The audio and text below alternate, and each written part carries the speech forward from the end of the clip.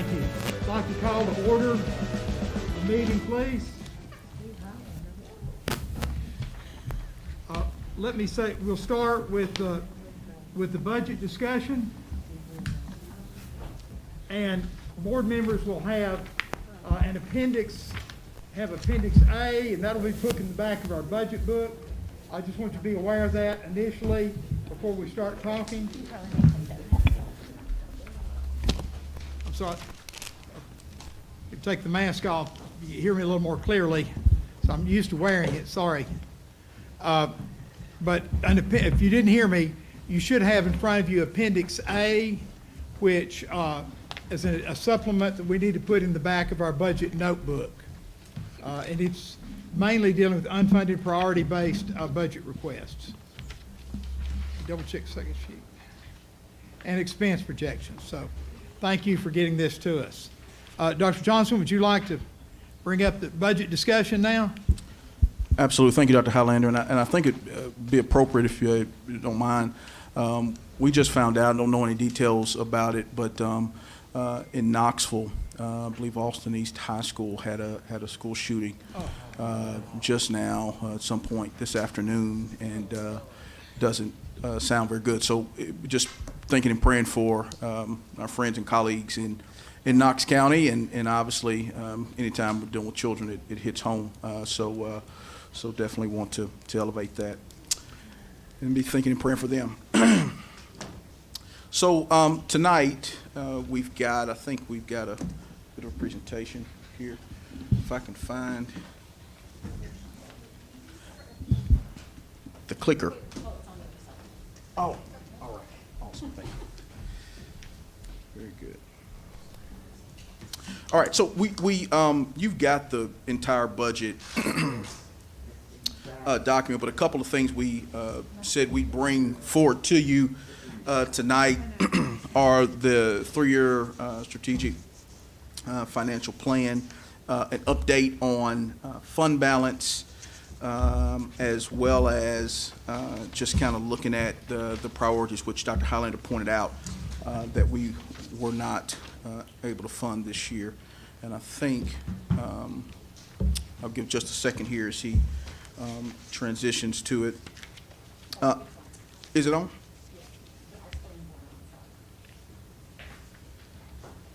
All right. So, as we always start with making sure that our students are positioned to reach their fullest potential, and we've had several sessions or working towards the end of this budget cycle for us as a district. And so tonight, obviously budget discussion in question, we've had opportunity to meet with most of you and look forward to ones we have not yet, but look forward to continuing to answer any questions that you may have. So the 4 areas we'll really hit tonight are the unfunded priorities based on budget and requests, the 3-year strategic financial plan as mentioned, the fund balance projections, and the FY22 operating budget, just a very high level follow-up on it. So in looking at the unfunded budget priority request, you all remember as we started a couple of years ago, the priority-based budgeting as a form of governmental zero-based budgeting, and really making sure that we align our budget to our priorities. And so every year, every budget, there are always things that are desired that may not be funded, whether that be positions and roles or whether that be resources. And so this is a high-level overview of what you have in your appendix, Appendix A, that goes into detail about things that we did not or will not be able to fund in this budget cycle, and so they were cut from the proposed budget. When we look at the strategic financial plan purpose, obviously these 3 goals were elevated as we started this a couple of years ago, really obviously maximizing taxpayer resources to really make sure that they're aligned to fund our strategic priorities in our strategic plan. We want to be fiscally responsible and be fiscally stable, things that I'm very proud that you all have led in us being able to do and to continue to do. And then we want to use the resources in a strategic manner and really look at our priorities. A lot of times we have things that you'd love to fund all of it year one, but you just can't. And so is there a phased approach that we need to be considering for things? And so you see some of that, or you have seen some of that over the last couple of years that we've gone through our budget cycles. The strategic financial plan, it really starts as the basis or foundation for the budgeting process. The truth is, even as the best laid plans, as the saying always goes, it's important to have a plan, and that's what, we kind of lay out at a high level here, but also we are sensitive to the fact that things could change at any given moment, and we have to respond accordingly. That annual budget, to that end, is a reflection of that individual year and outlines those priorities.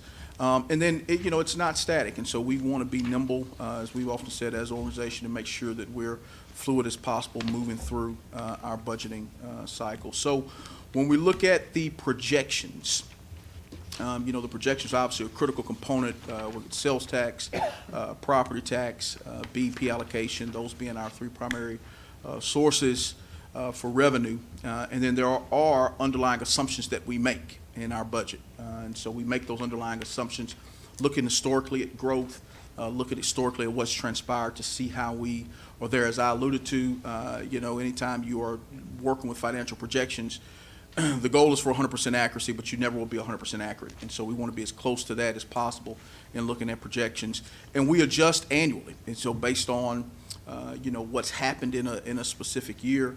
Obviously, as we went into last budget cycle, we were being very cautious, and you all definitely pressed us to be that, which was the right step in making sure that, we didn't know the implications of COVID-19, and we want to make sure that we're able to adjust annually as we need to.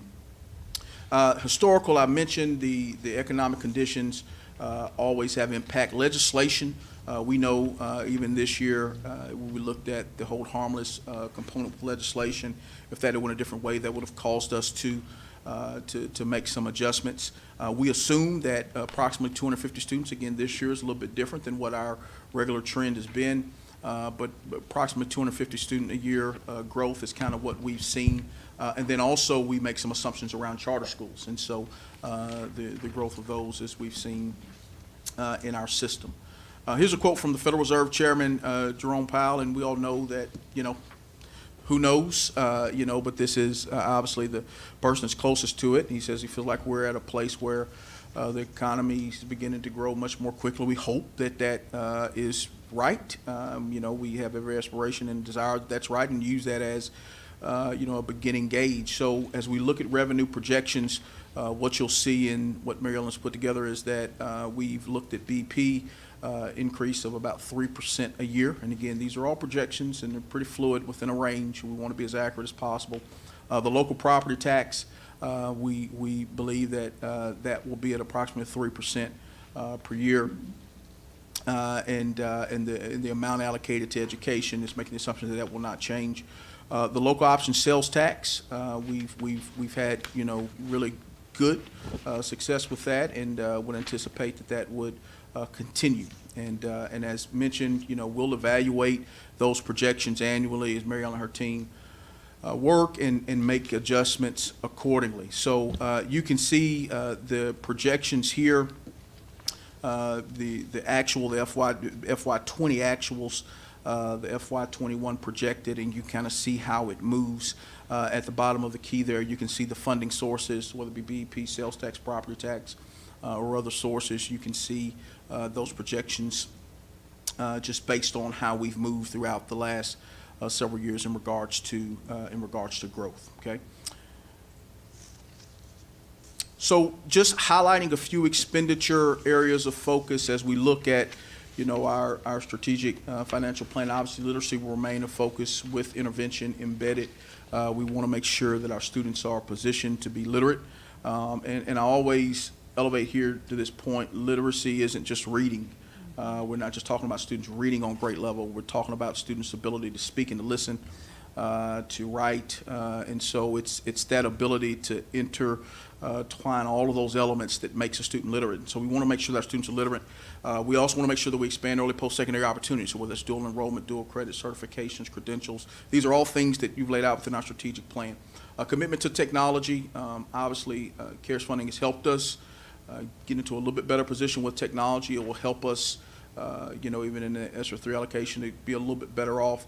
But at some point, we've got to determine a refresh process as we go forward. And then just as noted, ESSER funding, we do have through 2024 for ESSER 3, ESSER 2 through 2023 to leverage that to support our work. When we look at great teachers and leaders, looking at step increases and salary increases, obviously pay and compensation, but also our work around grow your own. We've got to continue to really invest in that and to make sure that we are, really working to elevate our people that are in the field every single day. Committed to our classified staff, our goals would be to move to $14 an hour in 23, and by 24 be at $15 an hour. If that's been a goal of ours, we love to accelerate it even quicker, but just laying that out as we look. And then, one of the things that we've been very blessed to be able to do is to really not have any employee benefit increases over the last several years. So we want to continue that trend as we go forward. Obviously, access to the clinic and access to the pharmacy, et cetera. All those things are added benefits that we've made to employees while still not increasing that rate. We want to continue to do that. Under efficient, effective operation, we know we have about a 3% increase in that cost, and then obviously the custodial. These are, again, looking ahead at things that are there. We have a goal, and we want to push to get this done. We're hoping to this budget cycle, definitely as we look into next. We want to move the salaries that are currently in the capital maintenance budget out of capital maintenance into the general purpose so that we have those funds to be able to put into to improving our capital situation. That would be a goal. And then there is an increase in charter school transfers by $2.35 million in 23 and 24 to accommodate the additional grade bands in the new schools. So I believe I will pivot to Mary Ellen at this time to kind of take us through expenditure projections as well as fund balance detail, and then we'll turn to you all for any questions about the general purpose budget. Okay, and I did want to note too, and it's noted on the sheets, but in the in your appendix, it's Appendix A, there's B, C, and D, and it's just got additional detail supporting the charts that were presented in the presentation. So just know that they're back there. So again, with the fund balance, it's a key is kind of just making sure that we have funds and savings, and Dr. Highlander, when we've met with him, just to reinforce, making sure we keep an eye on that, making sure that we have, a month of cash on hand. So kind of keeping that as our ruler to check against that. And so this projection keeps that in mind. So we expect at the end of the year we'll be at $35 million in our unassigned fund balance. And growing that over the next couple of years, trying to just put a little away each year while we have the ESSER funds. Again, if we look at planning to have some surpluses, we'd put them to unassigned, and then the board could decide if we want to designate some of those for capital, technology, at textbooks like we've done in the past. But the projection, we've just planned for them all to go into the unassigned fund balance. And so you'll see there's just a gradual increase because we want to continue to focus putting the investments into our priority areas, but setting aside a little bit each year to add a little cushion into our fund balance just to be proactive with that. And then we provided this chart to show for 21 and 22 the total fund balance that contains both the unassigned and then the self-funded and then the amount sitting in encumbrances. And so that provides just about 11% of our operating budget. And then, of course, you remember that we have to maintain 3%. And so we've got over $20 million exceeding what's required. So we feel very comfortable with that, and we'll continue to, make sure we keep that top of mind as we look at our decisions. So now we'd like to turn to the 22 budget. So we've met with most of you. I think we got a couple meetings scheduled tomorrow to go over in detail with you individually, but we just want to remind you of and I think most of you probably got to have your budget book with you, but to see if you had any questions that you wanted to discuss. So it's just, we had the detailed narrative along with the detailed schedules at the back that showed, just looking at the budget in different manners to show both with the priorities and by the function. And you'll see in the board packet that we present for the actual approval, we do it in the function standard, which is what we have to take to the county commission.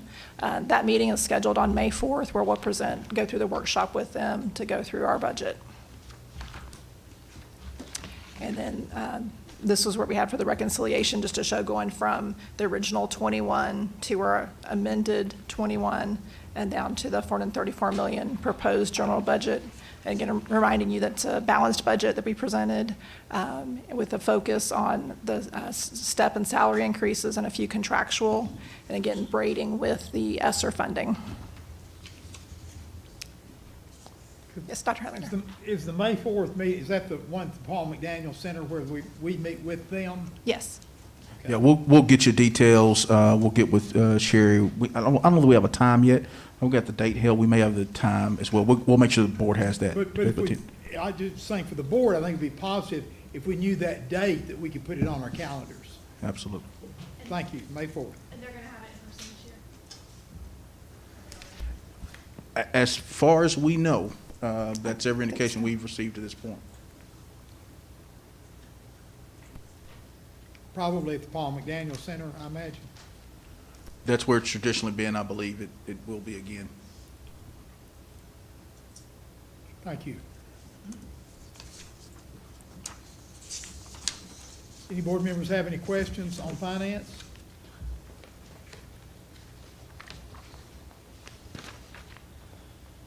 Mr. Smith, are you,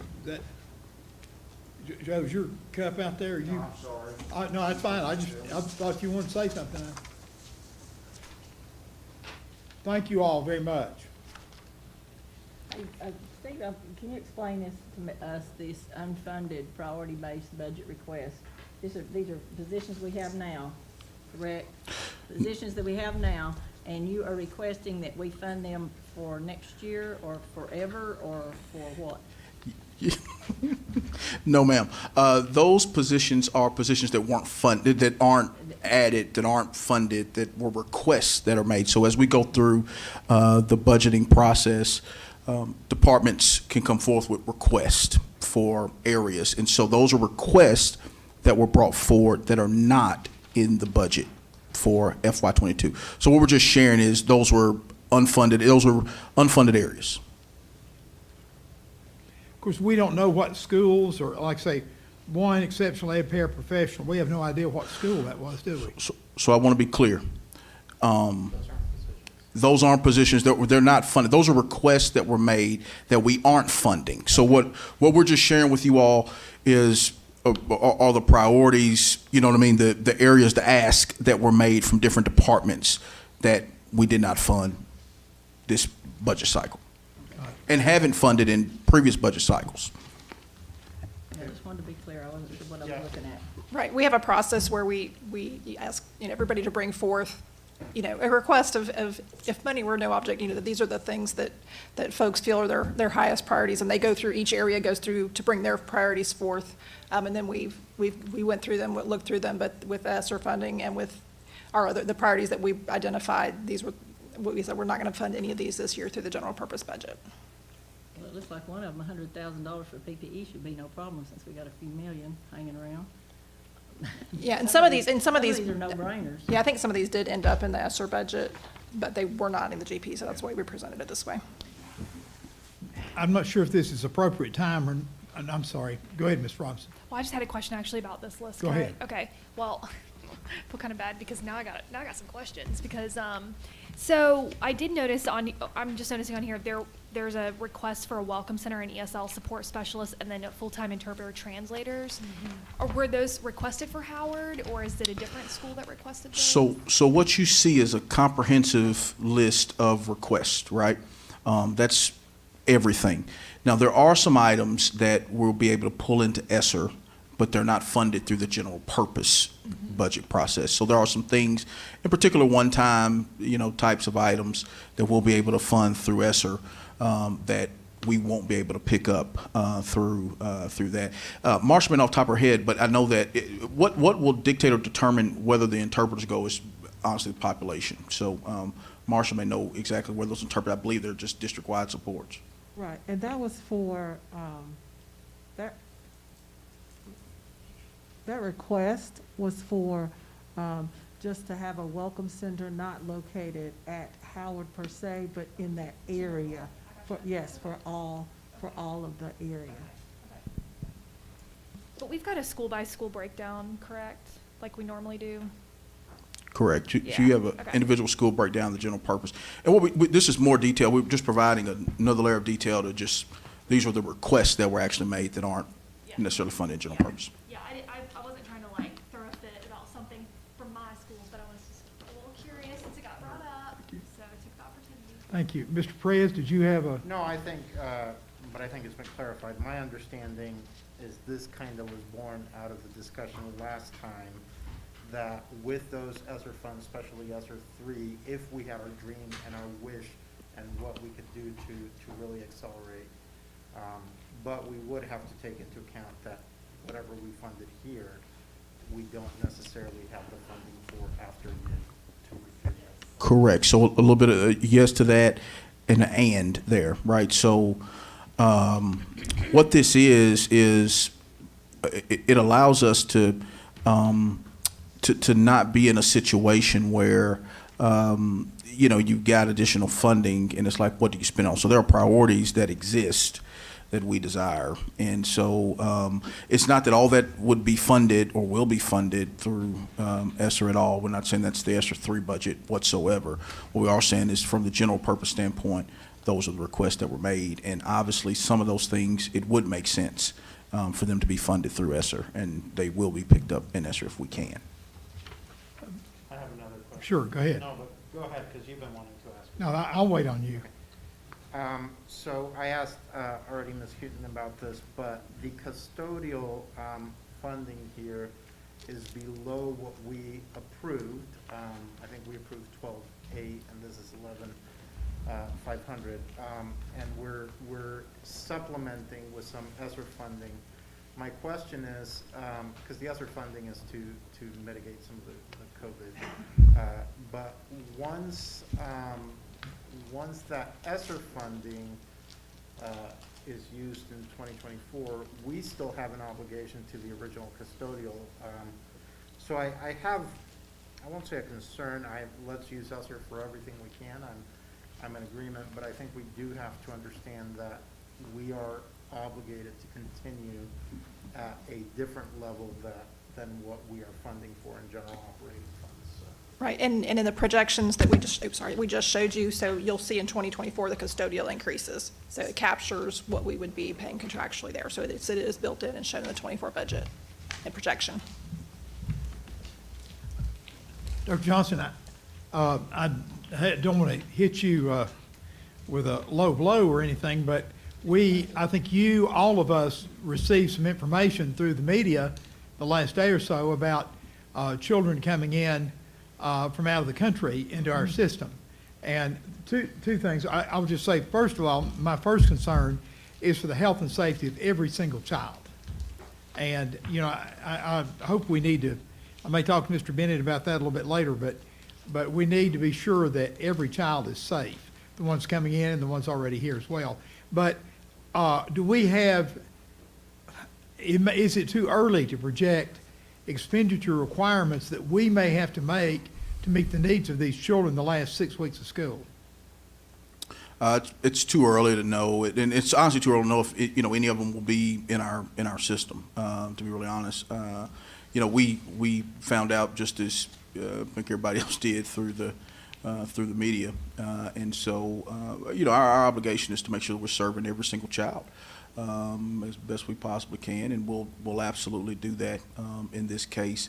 There are McKinney-Vento funds that allow us to, or that we can leverage to, do some things from the standpoint of, vaccination requirements and things of that matter that Marsha and her team will work through and work on. And so we'll leverage that to be able to do that. But the specifics, I think we'll hopefully find out more here in the next day or two about what to anticipate or expect. We're learning it as we're going. Well, thank you. And I feel for you and your team because it sort of hit you cold and you did not have prior knowledge of this. So I'm certainly will be behind you, but do anything we can to help you. But keep us apprised of the situations that comes up, please. Absolutely will. Who's gonna tell us? Mrs. Hill, did you have comment? Not about that. Okay. Is anything else on that? I do. Ms. Who's Thurman? supposed to tell us? The mayor doesn't seem to know anything, the governor doesn't seem to know anything. Who's gonna tell us? Well, so, and I don't want to get out in front of myself because I'm getting third hand, literally. This is something that's impacting, it's, Well, arguments we're impacting getting third fourth hand. and fifth hand, so. But I know that our McKinney-Vento lead, remind me of her, Marcia, Marcia's probably better to speak to this, but one of her roles and responsibilities is to go out and get information. So Marcia can talk through a little bit Right. about what the next steps will be for her. So our liaison, and that is a part of her job, is to go out and locate and educate our homeless and students and unaccompanied youth. So today she did go to the site that had been mentioned, and the executive director agreed to meet with me on tomorrow. And so I will have more information. She did not get any information. They did not give her any information. But they will, we'll sit down and have a meeting on tomorrow and we can gather more information. Scott, question for you. It was my understanding that some governors have refused to take in students because of the strain that does put on their school system. Was Tennessee given that opportunity? What's going on? Well, I can't speak to other governors. Yeah, well, I mean, I know but- it's a fact that they have been. I know Iowa was one. I'm just wondering, if the governor doesn't know, who does? Well, so those are two different questions. I don't know logistically what the federal government does to communicate its plans to state and local authorities. I do know that McKinney-Vento has a really simple but very far-reaching policy that local boards are required to adopt. And back in October 2019, Tennessee developed a policy that this board adopted, and it speaks directly to this situation. As far as the logistics go of how does the state coordinate that, I frankly do not know the answer to that question. That's a question for the governor's office. Well, I mean, they could give us 5,000. Who's to say they wouldn't? Who's to say they couldn't give us, you know? At some point, I mean, that how do we know? I mean, who says no moss? I mean, we're at what point? I don't know the answer to that question, ma'am. All I can tell you is that logistically, my understanding, and if Dr. Johnson is getting it third hand, I'm probably getting it fourth hand, because a lot of what I know from him, and what I've read in the media, obviously. But logistically, if these children are being brought here because there are services available, it would seem to me that somebody must be thinking, okay, how much, what is the level of service? What is the level of need? I would have to assume that somebody has given some thought to how many students would overwhelm our system. And as Dr. Johnson said a minute ago, we don't know how many we're talking about. It could be 2, it could be 200. So to an extent right now, we're kind of, it's a false dilemma because we don't know if this is the 5,000 you talked about or if it's 5. So until, Some of our schools are busting at the seams. We Sure. all know that we've had this discussion many times. so And it would It's a seem, great concern for me. It's a huge concern. and it's a legitimate concern. But fortunately, because of the policy that we have in place, there's a McKinney-Vento coordinator whose job it is to actually coordinate these things. And my assumption would be if he or she is looking at the situation and says, okay, at this point in time, we do not have the infrastructure to absorb this, there's an opportunity to tap out. Now, do I know that? No, but I know that there are liaisons who are in place whose job it is to communicate with one another about the coordination of these services. And this is not a completely unheard of scenario. I mean, go back to the scenario after Hurricane Katrina, where we had all kinds of refugees coming into our community from all over the place. So we've done this before. So it's not as if we've never seen this process. It's unusual. This is a little strange in that we don't know how many people we're talking about, obviously. But we do have the infrastructure, the expertise to mount a response to this situation. What happens next is going to be very, very fact-specific. Just one thing to add to this, and again, all this is news we're finding out and trying to sort through and figure out and get to the bottom of who is the lead. Is we don't even know that they'll actually be coming to our schools. We're hearing that they've got a school site established there, so we don't know that yet. We will know more tomorrow. It also appears it's a shorter term situation where there's maybe a good bit of transition that'll happen over a period of time with kids coming in. I think the principal Dr. Hedlund said is something I want to echo here. I got in education because and we all do. And I know it's at the heart of everybody. We want to serve children, right? And to me, it really doesn't matter to me what race, color, creed, nationality, et cetera, they are. Now, what can we do to make sure they're in the best position to be successful, and our students that are here in the best position to be successful? That's what we want to do across the board. And so, as we find out more tomorrow, and we will, we'll share directly with you all what we've learned and how we've learned it and what's next. But frankly, I believe Ronnie, you emailed me last night about it, and I responded. What I found out is what was it's all in the local news, and so there was no opportunity to plan and prepare and adjust, but we will absolutely do all we can to accommodate and support, as we would any other student in our district. And our McKinney-Vento lead will work on anything from an immunization standpoint that we may need to do, and other things that we may need to do to support these students and these families. Where they gonna live? For the same, Okay, is yours on this topic? Yes. Ms. Jones, go ahead. Then we'll get Ms. Hill, we'll get through this topic. I'm sorry, what'd you say? Go ahead. I think we should just be mindful, and it is a grave concern, don't get me wrong. But I think we should just be mindful of putting the cart before the horse, however it go. Because we don't know until we know. But we also should be mindful that we have students that probably have done this before this news thing hit the story hit. I know in working in healthcare, we at Erlanger, we had to treat regardless of whether you were a resident or a citizen or whatever. So I think there's just an obligation there, and there's a moral obligation there above all.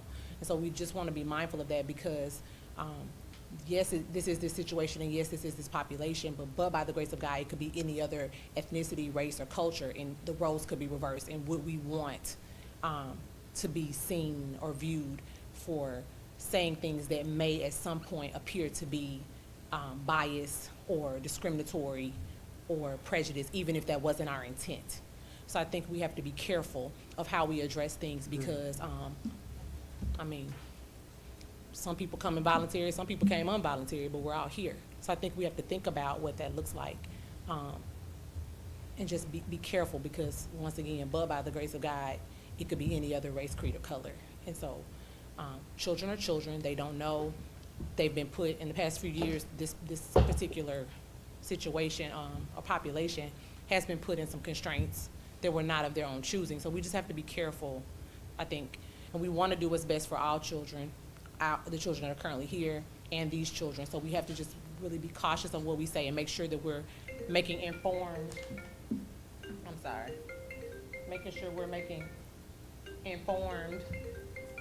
I didn't even realize my thing was connected. Sorry, I mean, I work from my computer, so, hey.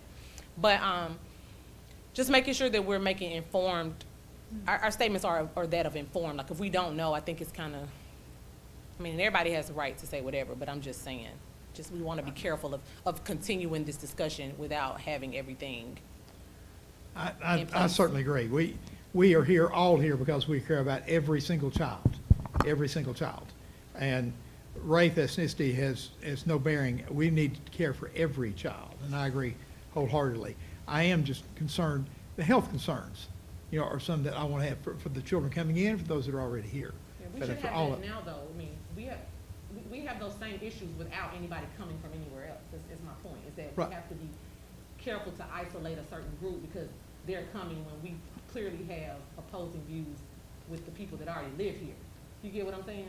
Yeah, I do. McKinney-Vento that I've dealt with for several years, most of those children have already been through some health inspections and whatever. And I'm just saying, I want those children coming in to have their needs met as well. No, I understand. I'm just saying we have students here that don't get vaccinated. That's true. We have- I agree. we have to be careful of that. Right, I agree. Sensitive Yes, to ma'am. that. I think we're in agreement.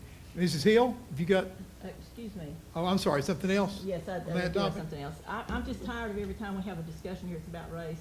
The children that I'm more concerned about are the ones that have already been the achievement gap has been widened by the actions last year of distance learning. We know those children, these are the children that are going to be most impacted if this does in fact happen. And I will never apologize for putting children in Hamilton County first. That's who pays my salary, that's who built these schools, and I will never apologize for that, ever. And so those are the kids that I was elected to represent, and those are the ones I'm going to represent. Now, if we can take these other ones in, it doesn't put an unfair burden on somebody, then that's fine. But those are the people who have paid the taxes to build these schools and to fund this school system and to pay our salaries and your salaries and everybody else's salaries. I will never apologize for looking out for those children first. We say children first. Well, these Hamilton County children first for me. And I will not apologize. I will not be called a racist because some of the, yes, you did. Yes, you I did. didn't call you a racist, You ma'am. always do. No, I never called you a racist, but hit dogs do holler. So if you feel like I called you a racist, then you Hey, take guys, it. But I I never don't- called you a so- racist. For let's- clarity purposes, I never called her a Stop. racist. Okay. And it's on record. I never said that. I said to be sensitive. So I'm not gonna sit here and be lied on because I did not call you a racist and I never asked you to apologize. I never asked you to apologize, never in Okay. 7 years. I will not. I'm tired of being lectured. Okay, let's by somebody. kind of- I didn't lecture you, Rhonda. Let's- You're I think- taking it okay, personally. let's I'm kind of not quieten having it. You down. better only Let's- call your meat. I You understand. Dr. Hollander, But I did not call her a racist, so she better get that together. Or We she'll understand. be having papers on the desk tomorrow for defamation of character because she's Oh, lying. please. so No, I got one to thing, tell one thing just to Okay, mention. I apologize. You didn't call me a racist. I didn't ask you to know apologize, One- never. You said it, you went on record for it, he recorded it right there. One But I thing- never called you a racist, so you took that upon yourself. Oh, he recorded because it's about to hit the news. Oh, you better believe this is gonna be the story, because y'all opened up the can of worms. All I said was to be sensitive. So, Let's, Dr. Johnson, go ahead. just one thing, and Scott can speak to this better than us, better than I can. We're dealing with law. No, if you, With, I'm gonna excuse myself, okay, What- before it gets to be a bigger we're, situation. we're dealing with the law, right, Scott? It's that simple. I hate for us to spend a lot of time at an agenda session talking about something that has been established as federal policy now for 40 years. It doesn't make any difference where people are from. The Supreme Court makes it very clear that kids are kids are kids. And we have an obligation to provide services to everybody regardless of where they come from. Because these kids are here and they're good, and while they're here, they're our kids and we take care of them. It doesn't matter where their parents came from or where they're going to be in a year. We take care of kids. So anyway, we spent a lot of time talking about something that, as Dr. Johnson has said, may yet not come to pass. We don't know how many kids we're going to have come, if any. And when they get here, we're going to follow the law and take care of them. And when they move on, the next district will take care of them as well. But for a while they're here, they're our kids, same as kids who were born and raised in Signal Mountain or in Ooltewah or wherever else. Okay, thank you. Any other discussion on this, Dr. Johnson? We don't know what's coming up yet, so hopefully it'll be taken care of, and you'll let us know when you find anything out, right? Thank you, sir. Mrs. Hill. Thank you, Dr. Highlander. I would like to turn our attention to the strategic budget, the 3-year planning. To me, this is some of the most important things that we have to look at with relation to our budget process. And last year was the first year that the Hamilton County Schools team was able to provide us with a 3-year budget concept.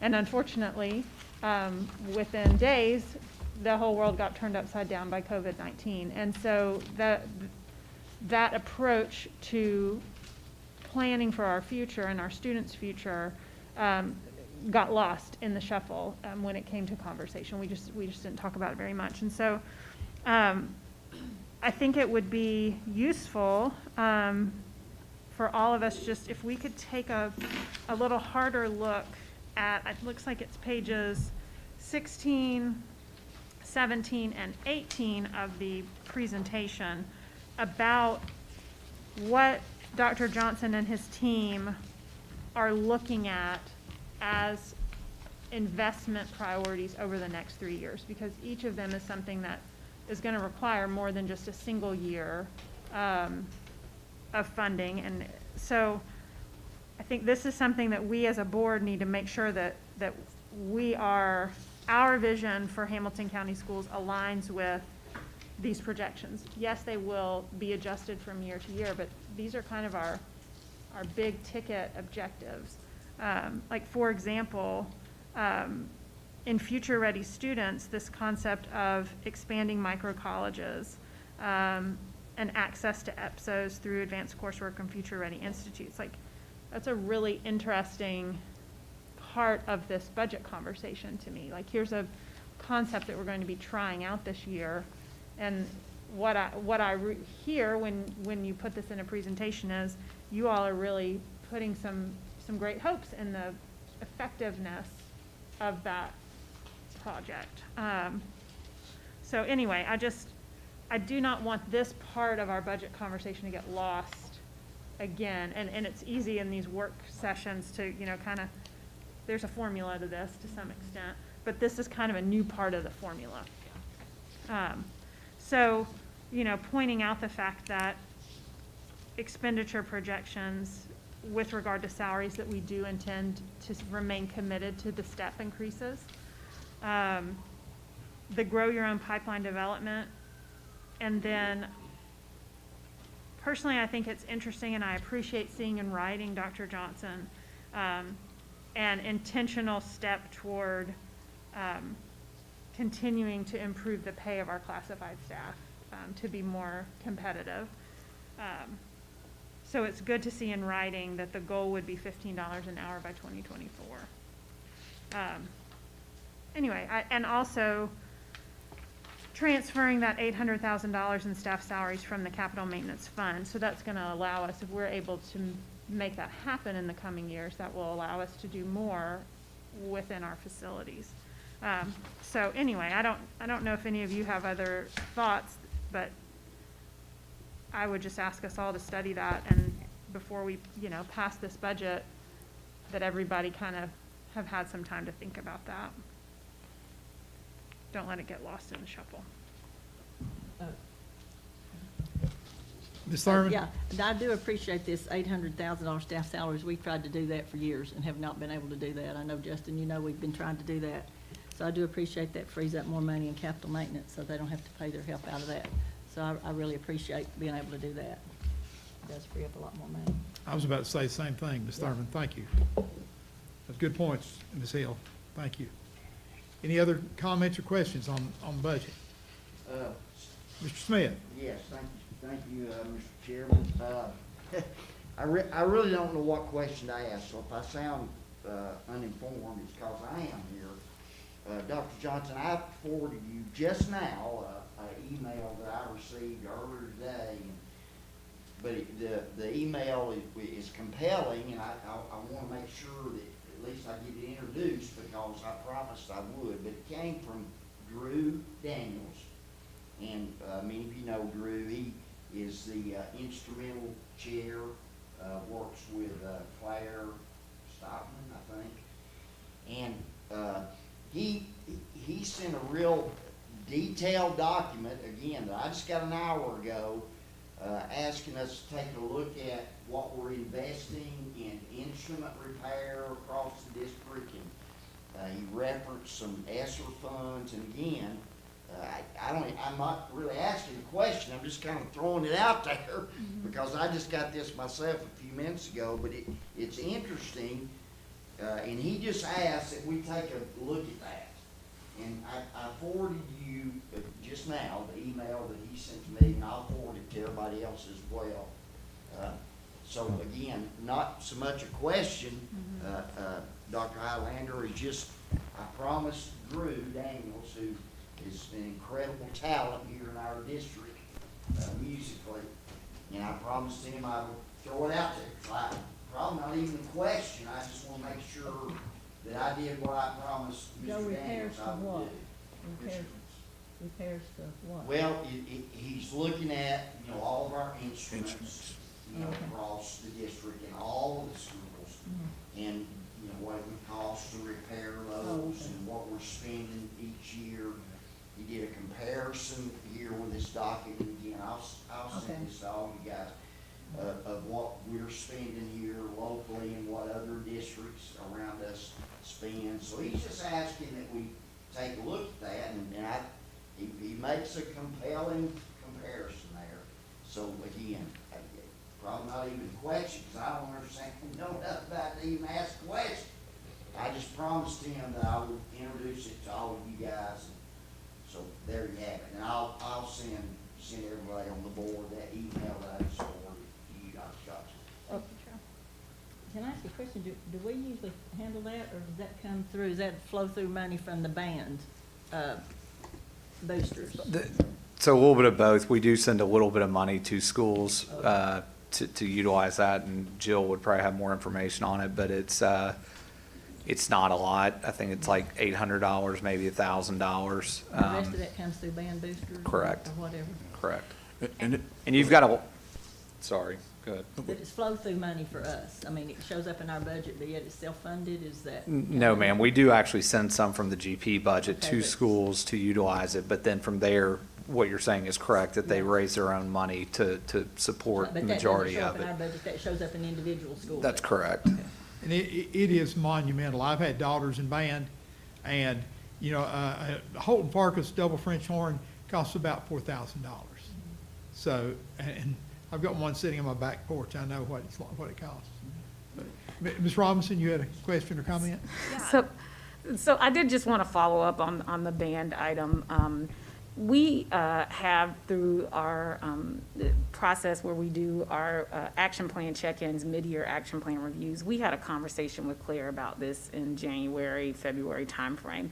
And I think over the last couple of years, you all may recall that we have been sending dollars around instrument repairs. I want to say that we budgeted something like $180,000 to $100,000 that we've been doing for the last couple of years for the district to take care of instrument repairs. And I think, I haven't seen this email, but we've discussed, the idea of would we hire somebody to do instrument repairs full-time, and would that be a contractual saving? So we're evaluating that. You all know in the priority-based budgeting process, and we'll make sure that Jill and Claire make sure they communicate with all of the band directors and folks who are in this, that in our strategic budget priorities, we have to make sure that we can sustain it. And so that is the conversation that we're having, and we absolutely support the arts and band, and that this is a conversation that we've been proactively having around how do we best support the instrument repair to that point. So that may be something that is, again, one of these conversations about if we want to prove to ourselves that it does make sense to have a part-time person, might we bridge fund that with some type of ESSER dollars before we commit to it in our recurring budget? So that's the conversation that we'll be having for ESSER 3.0, and just wanted to make sure that everybody knows that this is a priority. We're just trying to work it in with all the other priorities that we have proactively. So thank you for that. And I think one thing we have to be thoughtful about is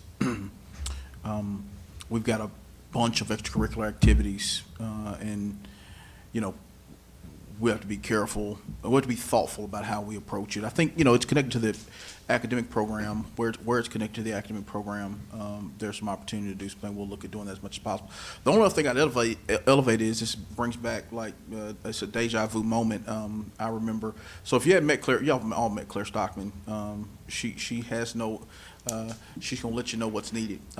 Claire, but the deja vu of this is, it's probably been 6-7 years ago, when I was starting. I had a bunch of music lead teachers that came and asked for some resources, and we worked in to our general purpose budget at that time about $100,000 to support them. Well, by the time we spread it out across schools, you know, the high school, we created a formula and did it per band student or art student that you had, whatever it was. By the time we worked it out, you know, the most that they got, maybe at a school level, was about $10,000 recurring, specifically for instrument repair, whatever the case may be. Well, the eye-opening thing to me that I didn't realize at that time and now realize and appreciate is the cost of repairing an individual instrument is astronomical. It's significant. And so, you know, we felt like, you know, when we gave you, you know, you got $10,000 to really go, you're going to get it done. And one person came to me, he's like, Dr. Johnson, I bought, you know, 2 tubas or whatever it was. I was like, you did what? That's a lot of money. And so it is absolutely worth it. It's an investment, and it does cost dollars. So it is something we'll take a look at. Have we increased that over the last few years, what they were getting, or we've been always giving each school a certain amount of money, I guess? Yeah, Have done we a have significant given them more increase? over the last couple of years, but it's just like everything else in our, it's just like everything else, you know, it's all the unfunded area. So, yes, it's an area that we've heard loud and clear. It's an area to look at as much as we possibly can. Yep. Thank you. Any other, yes, sir. Go ahead, Ms. But Press. Tiffany had something, I don't want to skip it. Do you have more, Ms. Robinson? I never went. Oh, I'm sorry. It's okay. I got lost in that. Ms. Robinson and then Mr. Press. Yeah, no problem. Yeah, I appreciate Jenny turning our attention to the 3-year projections. Incredibly important. Thank you, Dr. Johnson and your team, for putting those together. For a while, you know, we really pushed for those forecasts. So I really appreciate you guys putting work into that. I was curious, you have in here about the micro colleges, but at one point we've talked about middle school future ready institutes. Is that still part of the equation, or are we still working on that? Yeah, I think what we were thinking, not so much through the lens of necessarily a Future Ready Institute, but really thinking about the opportunities that were there. Actually, Jill and Blake and I were on a call earlier today. The state has a grant that we're going to look to apply for, an Innovative High Schools grant, and hopefully will help us accelerate some work. But one of our conversations was around middle school, and I think specifically looking at computer science. But what we're looking at is what opportunities can we push down to the middle school level to make sure students are more prepared, not to track a student, because I know that was I think a big conversation at that time that we were having. It isn't at all to track a student in a certain way, but it's really to expose a student. Really the focus in the earlier grade band, 6 to 8, particularly 7th and 8th grade, are around career exploration. And so how do we, you know, give them as much access so they find out what they're interested in, so that by the time they get to high school, they're really ready to take off. So we're still. Well, I have been really proud of Howard Connect and how the exploration piece is just becoming so impactful, or has become so impactful at that school. And the students that I've met from Howard Connect, they just love being at school. And when I think back to my own middle school years, oh my God, I'm just like embarrassed, like thinking about it. Like I didn't want to be at school at all because it was just, you know, it's just a really hard time in a student's life. So anyways, I hope that, you know, that's kind of what we're looking at, is like, how can we like make more models like Howard Connect? I also had one other question about the revenue projections. Do you feel like this is a conservative projection with what's been released recently in the news about potential property assessments? Mary Ellen's probably Just better curious. about addressing. Y'all are full of great questions tonight. So, I think that that's a separate probably conversation to have. Obviously, the county government has a lot to do with the property assessment component. What I will say is that we try to be fairly fiscally conservative in our approach, and so in looking historically at where we've been, it's fairly conservative. Now, we have ramped it up a bit, right? So we're at about 2.5%. Traditionally, we've ramped it up to about 3%. Mary Ellen can get into the detail of that, so, yeah. And this is more just kind of growth versus the valuation. That's sort of a separate component. Yeah, I guess I mean, honestly though, like at what point do we start to maybe get a little bit more aggressive in the sense that we know that there are a lot of families or a lot of individuals that have moved here over the last year and they're projecting that that's only going to uptick, like just from a national like view, like from a bird's eye view nationally, like mid-sized cities like Chattanooga are gaining even higher growth than what we were before. And so at what point do we get more aggressive so that, even though we've got conservative revenue, like a certain point, like our operations outpace if we're not and so, and that's really just more of a question I have for you guys, like at what point in this forecast do we try to laser in on like kind of the reality of that aggressive growth that we might be seeing in this county? We've already been seeing it, but even more. Yeah, more and so. I like that. I mean, this year's property taxes are going to hit right about what we had projected. So I think that's kind of, balancing that out. But I think, when we see the new numbers as they come in, I think we'll, and I think that's the kind of thing is when do you start adjusting for that? And I think we just want to be careful not to get too far ahead of that. But that's why we kind of went to the 3% over the previous, where we've been going about 2.5%. Thank you. Mr. Press?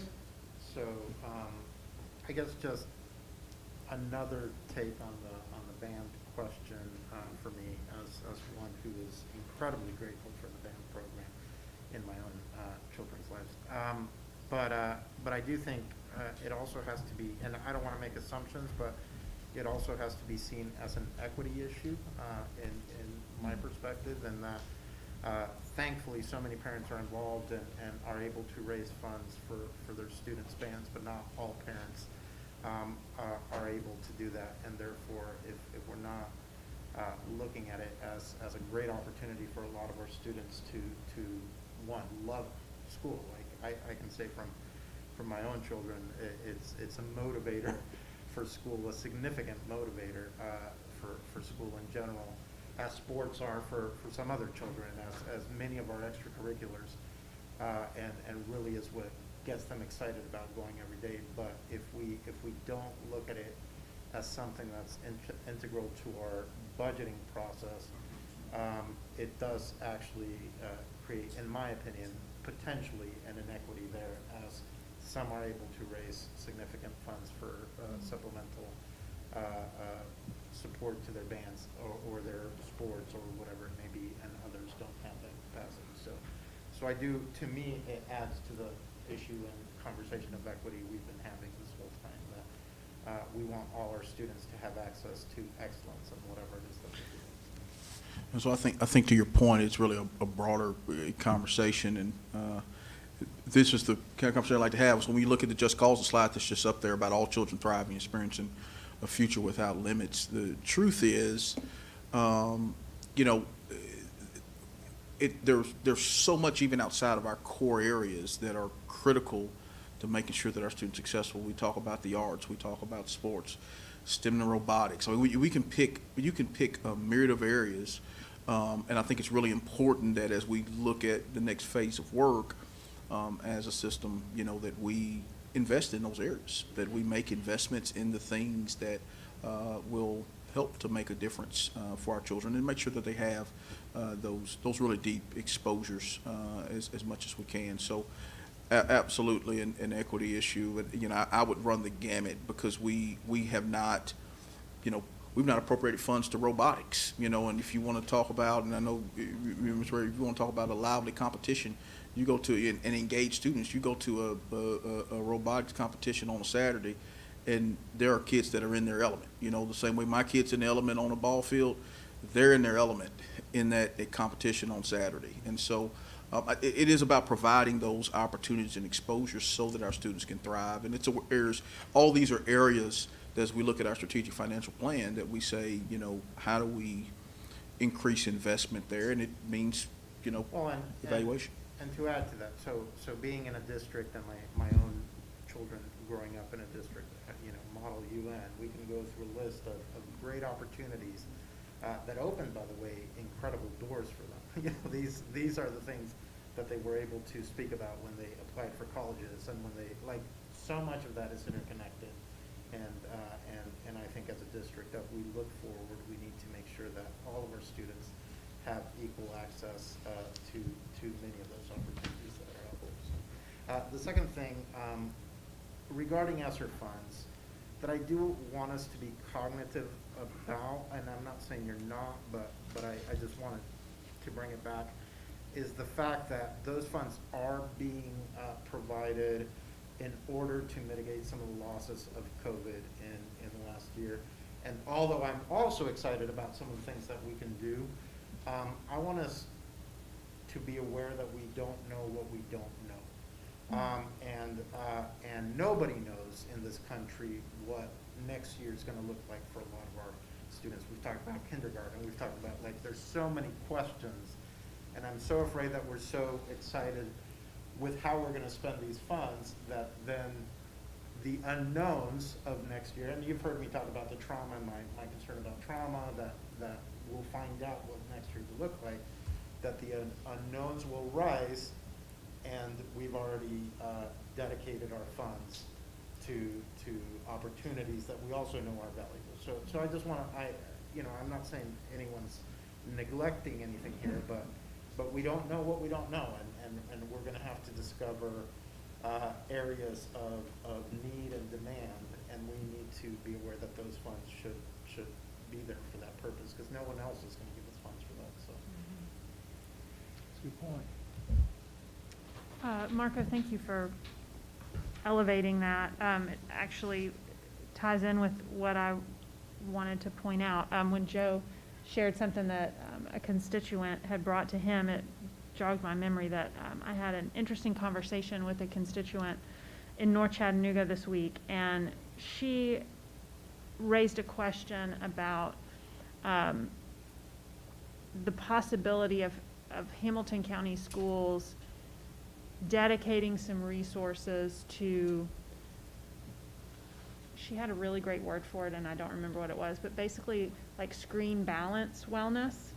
And I think that it's going to be brought before the Signal Mountain Education Fund as something that they'd like to actually fund somehow. But as I think about the whole child supports investments that we're going to be making with ESSER, and then we don't know what we don't know.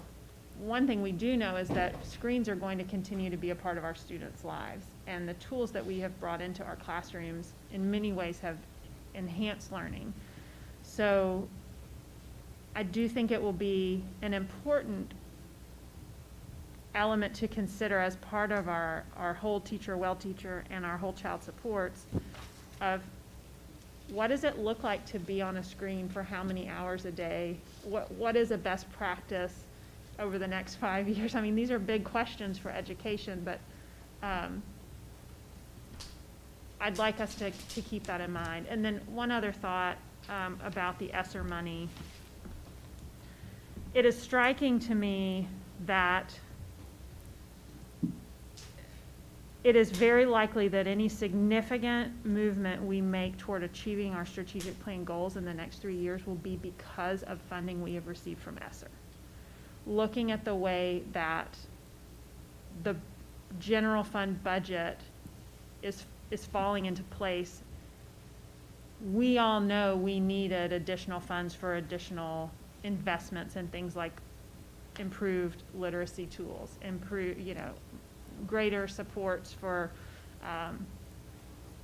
children who have fallen behind on standards. And what I see is that ESSER is what's going to help us close those gaps. And I'm immensely thankful for it. And Marco, I appreciate your pointing out,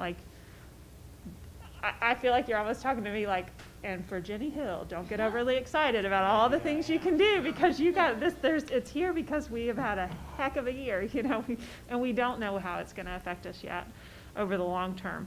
But it did occur to me, for all of us and the people of Hamilton County, might it be useful if, as we move through the next 3 years, we have an icon of some sort, you know, kind of like the Civilian Conservation Corps, and you can like see it stamped on the bridge, and you know that the CCC built that bridge, and the CCC built that national park, and then after that last recession, you know, our bridges have a Tennessee 3 stars on them because the state paid for it.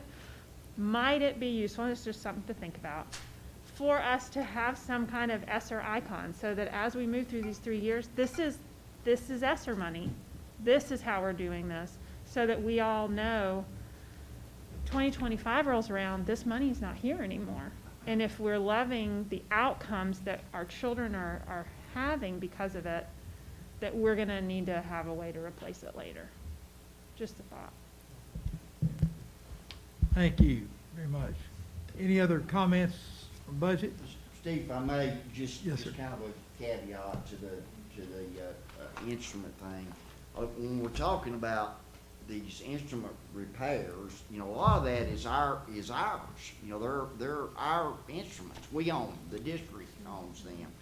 So when we start thinking about investing for the future, then as we're repairing those instruments that belong to us, then we're investing in the future. So I just Yeah. wanted to add that other Yeah. comment. So kind of like our facilities as well. That's right. That's right. That was for Justin. Justin wanted that. But that's, I mean, all this, y'all, everything we're talking about is about investment, you know, and until we get to a place where, like, we can really hit the accelerator around investment, you know, we're just kind of picking around the edges. So absolutely. Looking at the arts and looking at capital and looking at all these areas is going to be critically important, as well as the learning loss, you know, and accelerating on the other end of it, and really making sure that our students are positioned for this upcoming year.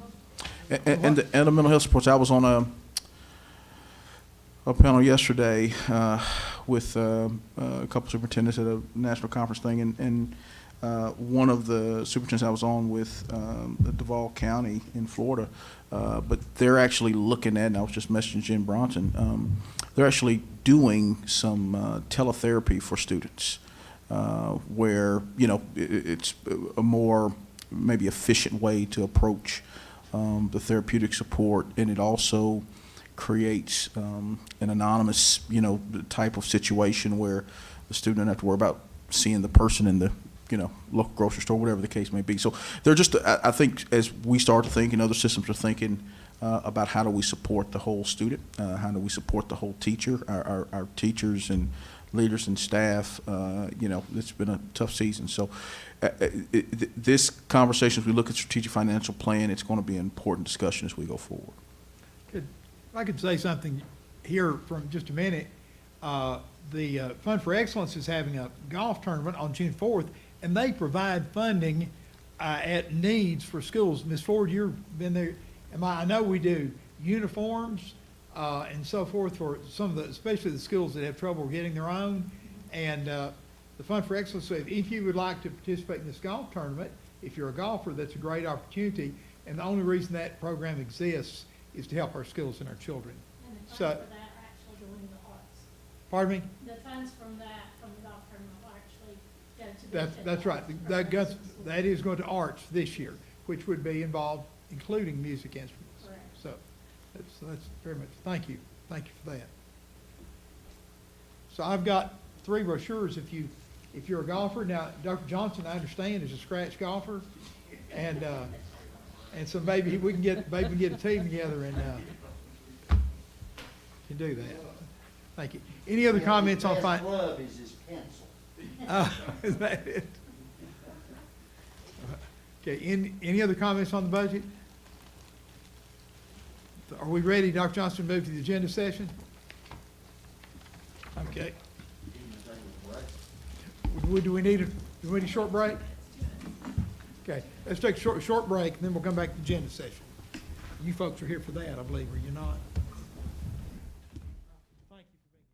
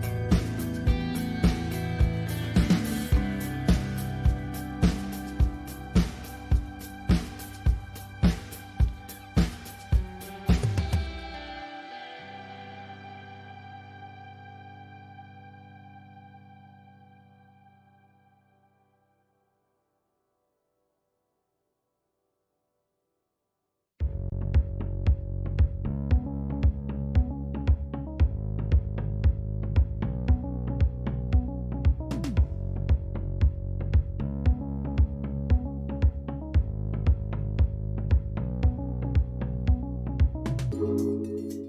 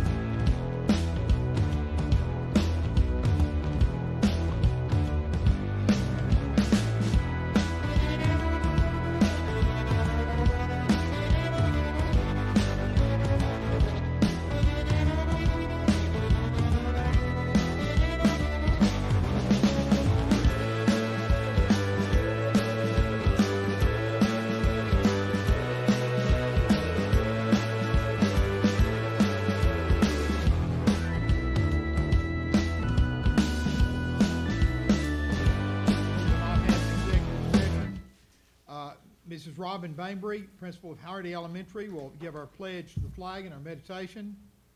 There is an addition of the exemplars of excellence. Ashley Wilson, named NAESP Tennessee Principal of the Year, and Ms. Johns named the NAESP Tennessee Assistant Principal of the Year. There's an additional. Anybody know where they teach? No, we don't. Nobody knows where they Nobody teach? knows. Okay, I just, Maybe you could tell us. I mean, I don't want to connect the two things, but a new board member and, Why don't you tell us, Mr. Perez? You know they're where? both at Nolan Elementary. All right, here. That must be due to a great board member. Must be. So at least he enhances them. Okay, there's an additional exemplar of excellence. T.J. Arnold from Lookout Valley is the USA Boxing Championship gold medalist. Wow. So that's quite, Mr. Smith is, Silver medalist. oh, silver medalist? I had on here, it's gold on here. They have gold in the memo, so we'll need to get that correct. Still, that's quite an accomplishment, is it not, Absolutely. Oh, yeah. Mr. Smith? Are they coming? Yeah, they said they were. You talk to Andy? I don't know who they talked to, the, CNI folks that sent me the memo said Okay. he was gonna be there. He was gonna be here. There'll be two presentations, celebrating Library Month, Betty Covington, the Director of Pre-K to K-3 Literacy, Closing the Opportunity Gap, Dr. Marcia Drake, our own Dr. Marcia, Chief Equity Officer, will be presenting that. Right, as of now, there are no delegations. We'll have our board member disclaimer statement, approval of the consent agenda, approval of the minutes of the March 18th quarterly session, executive committee meeting, Chief Schools Officer Dr. Neely Parker, we'll mention field trips, Dr. Larry Reynolds and Dr. Robert Sharp, community superintendents, Chief Business Officer Mary Ellen Houghton. We'll talk about bids and contracts, Noalytics contract for Ooltewah High School, financial reports, budget amendments, federal grants, state grants, and self-funded programs, and board matters. Proposed schedule sessions for 21-22 year, Dr. Johnson, Hamilton County Project 180701-03, new CSLA, Justin Witt, and I'm sure Dr. Robertson will be there to back him up in that. That information has not come in yet. That bid opens on the 13th. So Okay. as soon as that information is received, I'll forward it to the board members, and I will also add it to the agenda. Okay. I'm sorry, is this the CSLA. Okay, I had a question. I was So is that's correct, Dr. Robertson? You do not have that in yet, is that correct? Yes, sir. Like Ms. Ford said, the bid opens tomorrow, so we'll have that information to you should be the end of the day tomorrow, and then have it ready for the board session Thursday. Thank you very much. Do we have a day turnaround on getting bids in? No, this bid's been out for several weeks. Tomorrow is just the due date and the opening. Okay, that's great. Now, we have two approval requests, one's for Chattanooga Charter School, the other for Ivy Skillern Elementary Charter School. And we have representatives here. Do we have any questions about the request from them? I think that she needs to tell us what's going on down there from Ivy. Would you mind, I'm proud of that school up there. that you've done some good, if you Tell them where like, it's gonna be. They may have already read it, but if you don't mind. feel free to They've use done a my great mic job if you'd up there. like. She can go to the podium, Mike. Or go to the podium, ma'am. That'd be great. Right over here. I didn't realize that was live. Well, we give opportunity for students to, it's a little bit different model. They get outside every single day, weather permitting, and we do active learning.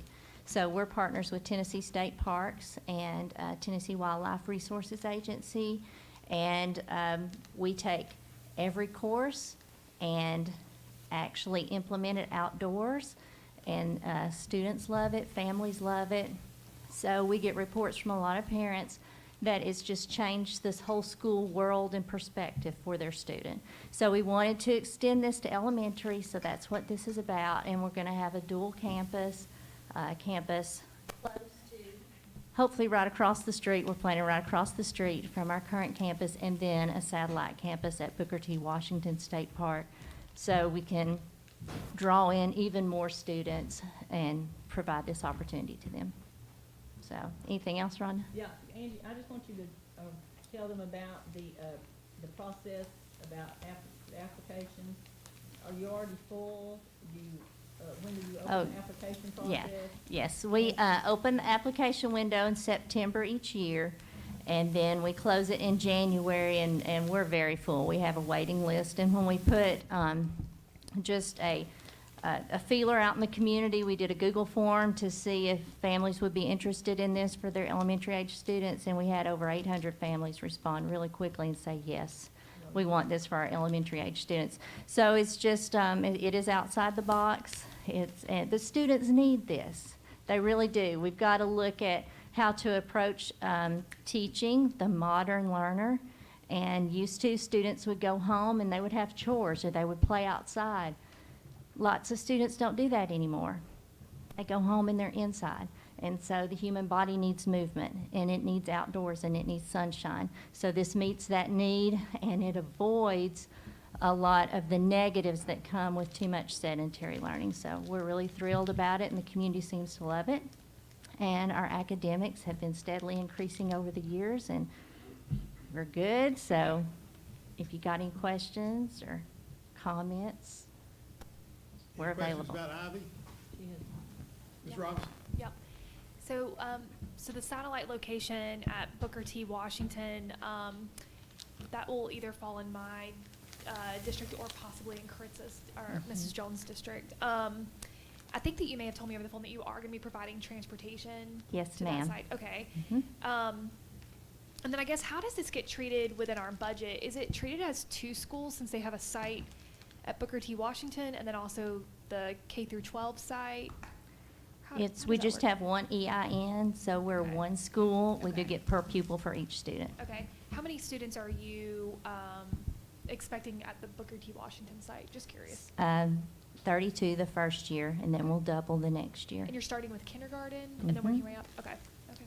Well, personally, I'm a big fan of outdoor learning. I think that it's huge. I have 3 boys, and I've seen great results from my students or my kids in preschool being in an outdoor learning environment. So the opportunity for elementary school, I'm sure, would be Yeah, we're very favored excited. upon in my Fun. household. So thanks. Appreciate it.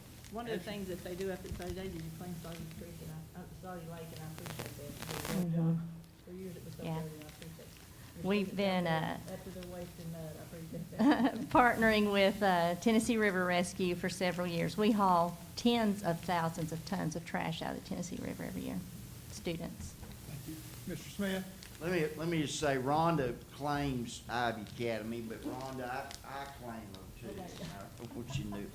And the work that they do, I have over the years referred many kids, struggling young people to Ivy Academy, and I mean, it's just amazing the work that you do and that your staff does.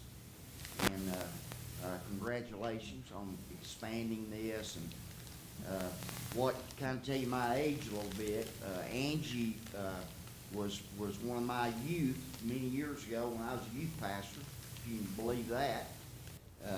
But just the incredible work that you guys do up there. Just Angie, thank you so much. Thank you. We have a great team. Yes, you They do. do. Thank you. And Ms. Robinson has another I'm so comment. sorry. I've got one more question. I should have thought of this sooner. And whenever you called me, I didn't think to ask this on the phone either. Can you tell me more about your student makeup? Are you seeing a strong, diverse group of students attend Ivy, or what's the demographic makeup? I can tell you the history a little bit and then tell you the current. We started out, I came to the school the second year of the school, and we were about 95% African American, economically disadvantaged. And then each year, we seesawed back and forth. Not back and forth, sorry. We seesawed this way, this way, this way. And currently, we are about 85% Caucasian, and then 15% the rest. And we are about 40% economically disadvantaged. And we would really like to, that's one of the reasons we're putting a satellite at Booker T, is so we can become more diverse and bring this right into the community where people will feel comfortable bringing their students. But will the students at Booker T. Washington interact with the students in Saudi? Yes. Okay, how will that work? Well, kindergarten, first grade is at Booker T, and then we Okay. provide bus service once they get in second grade Okay. and take them to the Saudi Daisy So campus it's meant to be just a K in first grade at Booker site. T. Okay, Because that's all they have room for. okay, okay. Well, let me say, I think we all share all the students, but Booker T. Washington's in District 9. Oh, good, okay. But I was actually mean, worried I was getting another school, and to be honest with you, I'm like tapped out. I've got like 15 schools in my district. I can't take one more, so that's great. Unless I'm mistaken, and they've changed. I thought it was actually either mine or District 5, but, I think it's in 9. oh, okay, I think it's Okay. in 9. great, I'm not great. positive. Hey, listen, we're all, any of my schools, you're all welcome to come in anytime and share them with me. But thank you, ma'am. Okay. Thank Anybody you. else? Thank you, Angie. Thank you. And we have another, would you like to say a little bit about your school? And the changes they're making in your school, your charter school? Either of you? Sure. I'm usually not a fan of public speaking, but I will share just a little bit. We are continuing on with our K-8 school. We have a K-5 school that started 10 years ago in Eastgate, and we've moved over to off of Willow Street, right beside Burger King. We are Chattanooga Charter School of Excellence. My husband and I are the founders of the school. I think Ms. Thurman, you might not remember me from 2009. You were the sole If I could see school your board face. member that voted for us back then. And so since then, we've grown into a K-8, a 6-8 campus as well. That's right across the street from each other. And now, because the parents keep asking for it, we felt that the time was right for now to expand on to 9-12. We're actually starting with 9th grade and ramping up to 12th grade, 1 grade each year. We're only projecting 125 students each year. We deliberately did that because it would allow other students in the community, if they wanted to come to the high school, they could. 50% of that number would be the students in our 8th grade, our current 8th grade, matriculating into the 9th grade and on from there. We're expecting to have a strong social emotional support with the Leader in Me program at the school, and also we're going to be offering robust curricular, robust elective offerings. And we're excited about it.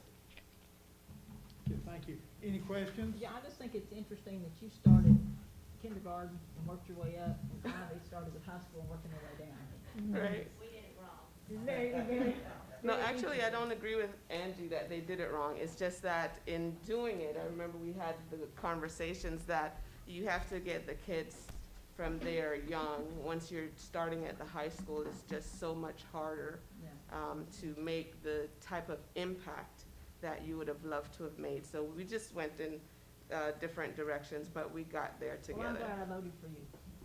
Me too. You were the sole member that encouraged me, but now we have a district that loves school choice, and I celebrate that, so thank you. Thank you. Any other questions? Yes. Ms. Hill?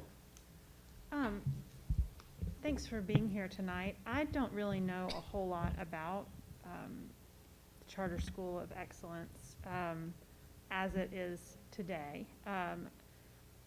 And I am familiar with the fact that there've been some academic struggles, and I know that you all have, I believe you achieved level 5 last time we had T and Ready, is that correct? Yes, ma'am. Okay, so you're seeing improvement. Talk to me about how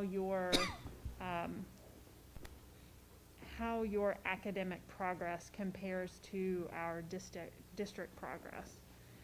And I'd also like to understand, like Tiffany asked about, what the demographic of your school is. So let's start with that. I guess you're saying. Well, all of the subgroups, yeah. Okay, so, our demographics, when we first started, it was about 98%, African American and about 2% Caucasian. Now it is 48% because of the neighborhood we're in. It's 48% African American and about 52% Hispanic. As far as our academic struggle, we seesawed a little bit. We came out of the gate blazing. Our scores were great, but then over the years, as our demographics changed, we moved from one location into a different neighborhood, and we saw the effects on that. Some of our students did not stay, and we inherited other students. So we just continued the hard work that we knew we needed to do. One year we just completely fell off the map. That was the year that we moved. And we just kept working at what we knew how to do. When the core knowledge curriculum that we use, we believe in it. Some people don't, and I get that. But despite politics, we do believe there's certain things, certain subjects that that students need to know, regardless of who is in power. And we really feel that when our kids are coming up grade by grade by grade, knowledge builds on knowledge. And in the initial years, we were seeing that bear true with regards to how our scores were. But then when we moved, that fell off. But we got back there when we got the last time we were tested, and we were just like the district, a level 5 in growth, and we were a reward school for elementary school. Had we gotten a letter grade, the middle school would have been a B, and the elementary school would be an A. So we're very proud of that. So what makes your school different than a regular zoned school? Our other charter schools have seems to me very distinctly different approaches to learning, but I'm unfamiliar with the approach that you all take and what makes it special. Well, what really makes it special is that I have a really special team of teachers that do the heavy lifting every day, and we implement with fidelity as much as we know how to the core knowledge curriculum. It's a very strong liberal arts-based curriculum. It's a pre-K through 8th grade curriculum. We also do single gender classes as far as everybody is housed under one umbrella. However, we have the kids homogeneously grouped. The parents seem to love that. You don't have so much the social distractions. There was one year that, I think it was last year if I remember correctly, year 9, that we did an experiment and brought them back together, but we decided to go back to what we really wanted to do in the beginning, which was have them homogeneously grouped. And so will that continue with your high school? Yes, ma'am. Okay. Will it be difficult to offer elective courses? I know in a smaller school, it's hard to offer a variety of electives. But if you're separating males and females, and I understand the value in it, I really truly do. But will it not be hard to offer a larger number of electives when you're doing that? You're absolutely right. So let me amend my question. I'm so sorry. I was just thinking of the overall. So during the elective blocks and with the middle school as well, during the elective blocks, we allow them to come together. But the main, Core classes. right. And PE, they don't, but like for art or Spanish or robotics or whatnot, they'll come together for that. Okay, and when your core knowledge, you said, is your curriculum, is that correct? Yes. So when you say politically it can be a little dicey, is that because it's like, Common Core?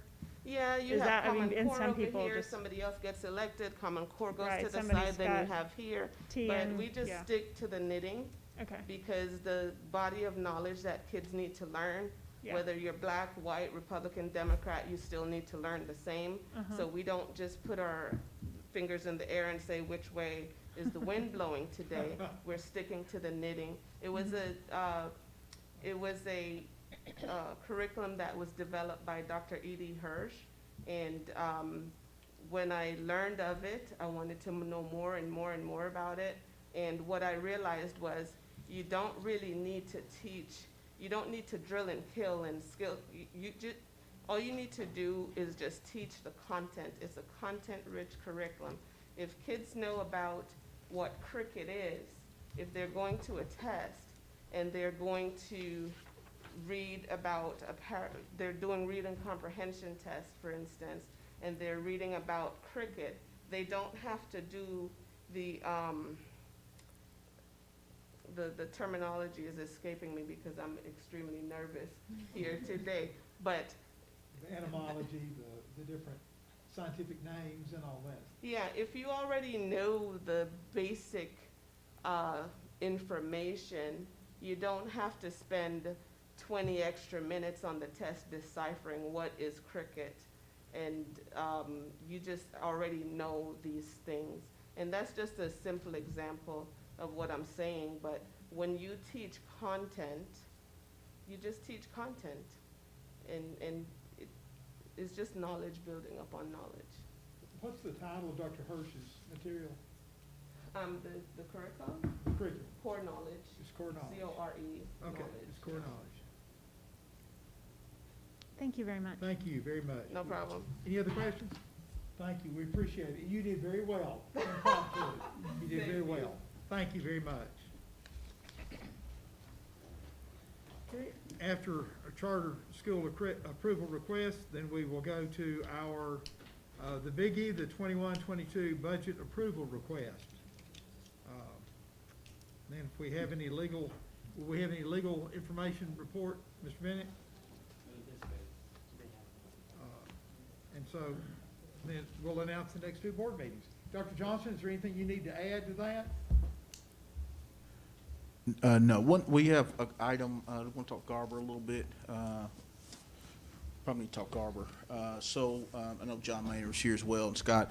We obviously been working on the Garber site and looking at construction site there, and have moved along quite a bit, and we'll have Thursday something in some format to bring forward to you all for consideration around the Garber site, either a lease or a donation. You know, the county as well as the appears the state and some others will be helping us with resources to stand that up. The Association of General Contractors have been deeply involved as well. So I've been alerting you, and we'll come back around to it, and we'll have some more. We'll have something as far as a lease document or something for you all to consider. But I know everybody's been made aware, and we've talked about it quite a bit. And to that point, Dr. Highlander, it's possible that what we may do is we may just do a cover memo to the board to apprise the board of what may happen. And the executive committee may need to go ahead and execute something between now and the May meeting in order to get the ball rolling. But we will update you on Thursday about what the possibilities are. As Dr. Johnson said, it's either going to be a donation, which I think is unlikely, or it's going to be a long-term lease of the property that gives the board authority to pull the property back if, for whatever reason, it's not used for a vocational training program. And you've got a one-pager, I believe, on your tables that gives some highlights about this. John Maynard's been busy at work with this, and we'll meet with Mayor Coppinger and several members of that team around how we pull this together. And you all know we had this teed up over a year ago to come forward, and then we've got put on pause because of the pandemic. So Is this going to affect our budget at all? Is it gonna- it will not. We will. there are some conversations we got to have about abatement and some things like that. But if we do, we will look at ESSER 3 as an option to be able to support that. And so, John, anything you want? The number of students. Remind me off the top of my head how many students we anticipating having a chance for this every year, ballparking right now. We're anticipating high school students and adult students, you know, because we're gonna have all that there at the same time and or not in the same place, but in different spaces. And the building can hold around 120. So at one time, you can't hear me very well. No, they can't hear me. I'd like to go on record saying, I personally think the best method is that we give them a lease rather than turning over our property to them. We did, good examples of what we did in the city of East Ridge. They had great plans, and when their motivator passed away, then they weren't able to follow through. And so I personally don't like giving away our property without qualifications, but I think a long-term lease would be preferable in my mind. And I do know there are some restrictions with adults and certain age students, so it might just be, I think they have to, correct me if the governmental standards are, they have to be at least, is it 16 or 17 to be in the same, under the same roof with adults? Yes, and we've It's one got of the two. the building's going to be in such, you can kind of look at the design that there'll be, we've talked about that, you know, the issue of having the adult students and the Even on really the same 17 and campus, 18-year-olds. It can present some serious Right, hazards having it right. on the same campus. Right, right. But I know I'm glad you looked into it. Yeah, we're aware, so. Thank you, Dr. Johnson. Chattanooga State students, TCAT, part of TCAT Chattanooga State, so students, TCAT. right. That's one of the big focus areas of the program is obviously TCAT, Right. Chattanooga State being present on campus. Yeah. What's the address for that building? 25 Roanoke Avenue. We have a pretty smart board secretary, my goodness. I've been there a while. She's been there a while. With a teacher depot in there. Right. So, yeah. Okay. Dr. Johnson, is there anything else, sir? You have two more things on your Oh, agenda there. I'm sorry, I looked at two more things here. Okay, I didn't see that second page. Can I ask about the field trips? When do we think they're gonna be able to start going on field trips again? Do we have any idea? So we're, we traditionally have a blackout window once we get to assessment. So we're about at that window already for this year. We're about 2.5, 3 weeks out of assessment, and we have that blackout window. We definitely know, fully anticipate 21, 22 as we start in August, that we'll be able to start it back up. We'll work through that. We've got some things to converse about and figure out what that looks like. We don't just want to open it back up to everybody. We'll create some structure, but 21, 22 we fully anticipate. And Roman numeral 12, events and announcements, if you have any of those, please bring them up. I do plan to mention again the Swing for Kids on June 4th, and it is for some arts funds, so money that'll go directly, every penny of it will go to the schools. And Monday, May 10th, we will have a board agenda session. On Thursday, the 13th, the regular board meeting. Can we talk about East Brainerd Elementary and the innovation? Okay, did I miss that on here? It's on this agenda. Oh, okay. Okay. We need to bring it, we do need to bring up, I'm sorry, I did not see this on here. East Brainerd Elementary, faculty, staff, personal property, Dr. Robertson. Thank you, Dr. Highlander. So this is a memo we'll bring to you on Thursday. We just are getting to the point of being able to finalize the claims for personal property of others. That's staff and faculty personal property. So Bingham Services was the company that was contracted to go in and assess the damage and put together a list of both district and personal property that was either damaged or lost. Total for the claim on the personal property of others was $196,009.27. Basically, we're just requesting approval to take those funds from the insurance claim and give them back to teachers and staff that lost or had damaged property. That goes without saying that I think we all would agree we need to do that. I'm surprised it's not more than that, though. They may. Again, that is, the 196 is just the personal property. That's not district-owned property. The district-owned property is not completely finished yet, just because as we've unpacked things and are moving back in, finding more damaged items. And so that number is not finished, but it's, I think off the top of my head, it's already up close to 700. Wow. Some of that personal property can't be replaced, that's what they're saying. A lot of their personal stuff can't be Yep. replaced. Some things you can't. I lost things in a school, in a tornado that, just irreplaceable, teaching hours, so. And the grant, and we will then hear a grant request from, Mary Ellen Houghton. And you've seen that, I believe. Yeah, in the packet, you'll see the approval form and a summary, and it's, doesn't require any matching funds, but it'll be for the STEM schools. And I think the total grant is, request is $900,000. Any questions for Ms. Houghton? Okay. Dr. Johnson, do you have anything else, sir? I do not. Then we're adjourned. Thank you all three for coming.